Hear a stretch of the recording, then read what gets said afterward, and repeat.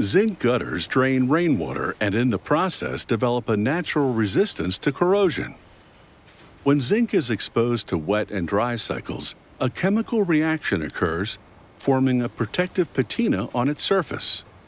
No paint or special treatment needed. You can't stop the rain, but you can stop it from damaging buildings and their foundations. These U-shaped zinc gutters funnel water away from the structures to keep them dry. The process starts with the production of these 46-ton coils of zinc.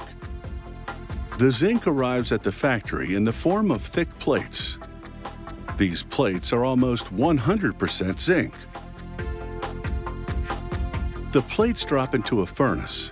Inside, the temperature reaches 750 degrees Fahrenheit. Workers add a bit of copper and titanium to reinforce the zinc, and it melts into a homogeneous liquid. The molten zinc then flows into a trough-style conveyor system. Residues like ashes float to the top of the metal soup, and a worker skims them off.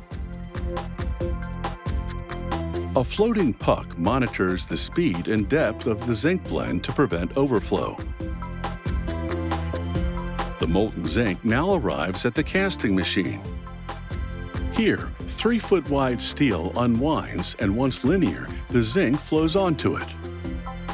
The steel acts as a mold to form the zinc into a long, rigid sheet. Water flows onto the zinc to accelerate cooling and solidification. Since water and liquid zinc don't mix, the water simply runs off the surface. Now solid, the zinc plate is almost 1/3 of an inch thick, far too thick for making lightweight rain gutters. The next operation will thin the plate down dramatically. This is a powerful rolling mill. The pressure on its rollers is so great that they often must be replaced. Once the new rollers have been loaded, the mill heats them up. The operator activates the rollers. As they revolve, the hot rollers exert 770 tons of pressure to iron the zinc much thinner. Meanwhile, just ahead, a steel belt tensioning system swings into action. This system prevents slackening in the zinc sheet as it exits the rolling mill and moves forward. You can see the difference the rolling has made. It has reduced the thickness of the zinc sheet to about 3/4 of a millimeter.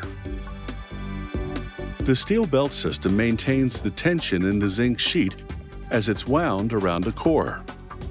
This produces the 46-ton coil of zinc. It's known as the mother coil. Approximately 25 miles of rain gutters can be made from this coil. Workers slit the mother coil into 3. Each coil is 1 foot wide. It is now the correct width to be formed into rain gutters. A crane lifts one of the narrower coils over the factory floor. Its journey is guided by the operator below. This puts it in position to be mounted to the next machine, one that will cut it into uniform 13-foot-long strips. That's the standard length for the rain gutters. As the zinc uncoils, an overhead mirror provides a top view for the operator. In quick swoops, the blade slices the zinc sheeting to the correct length.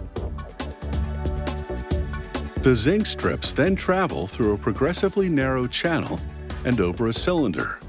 This rounds the profile. More rollers improve on the U-shape and also curl the edges of the gutters to reinforce them. This gives the zinc rain gutters their final shape. The automated profiler ejects the 13-foot-long gutters onto a rounded rack. Then, it tips to stack the gutters neatly on top of each other. These zinc rain gutters are ready to hang. On site, they'll be welded together and attached to the roof with special hooks. They should come in handy on a rainy day. The French Basque Country is culturally quite distinct from the rest of France. Located in the southwest bordering Spain, The region is known, among other things, for its ham, which is salted and air-cured in an old tradition, passed down through generations of Basque farmers. There are several types of traditional Basque ham. This one, called Quintoa, is marbled with fat and has a deep, strong, fruity flavor. Its distinct taste and composition begin with a specific breed of pig, the Basque Country piebald, referring to the animal's skin. This pig breed is native to the Basque region, where livestock are raised on small farms in the valleys of the Pyrenees Mountains. Unlike commercially farmed animals, the female pigs have small litters of 6 to 9 piglets, which grow up roaming and grazing along the vast mountainsides on an average of 2 acres of land per 30 piglets. As a result of this free-range rearing, the pigs grow more slowly and become heavier than commercially farmed pigs. Once the animals reach a weight of about 330 pounds, which usually takes a year to 15 months, they go to the slaughterhouse. Each carcass is stamped with an identification number. Traditional ham is made from the hind legs. After tagging the leg, a worker places it in a machine which brands the Quintoa symbol into the flesh. Then, another worker spreads dry salt on the exposed portion. The salt comes from Sailly de Béarn, a saltwater spring in a basin bordered by the Pyrenees Mountains, the Adour River, and the Atlantic Ocean.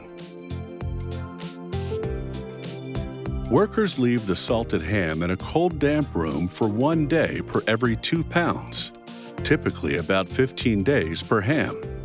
The salt preserves the meat. Next, the ham undergoes a first dry curing. It hangs on a stainless steel rack in a temperature and humidity-controlled room for 7 months.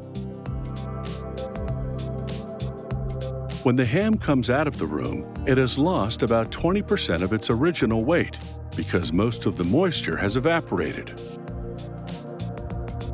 A worker brushes off the surface and coats the exposed part of the ham with a special grease that's made out of pig's kidneys, rice flour, and water. This grease prevents the surface from drying out and crusting during the second dry curing. The ham now goes into a second drying room, which dries the ham in the open air, taking advantage of this particular geographic location. A warm southern wind from Spain and humid air from the Atlantic Ocean to the west blow into the room through windows. Nature does all the work. Humans merely regulate the airflow and humidity by lifting or lowering the blinds. In this room, the ham hangs from a wooden rather than stainless steel rack. That's because the wood absorbs excess humidity and transfers moisture to the meat if the air gets too dry. As the ham dries, its flavor concentrates. The charcutier, an artisanal pork butcher, inspects every ham carefully.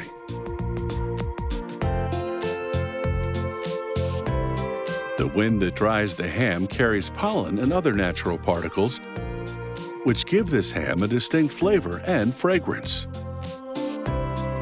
The secret is slow curing until the ham reaches optimal maturity. That takes approximately 1 month per 2 pounds, so the ham remains in the second drying room for more than a year. When the cured ham is ready, workers sprinkle it with Espelette pepper, a mildly hot pepper from the northern Basque Country.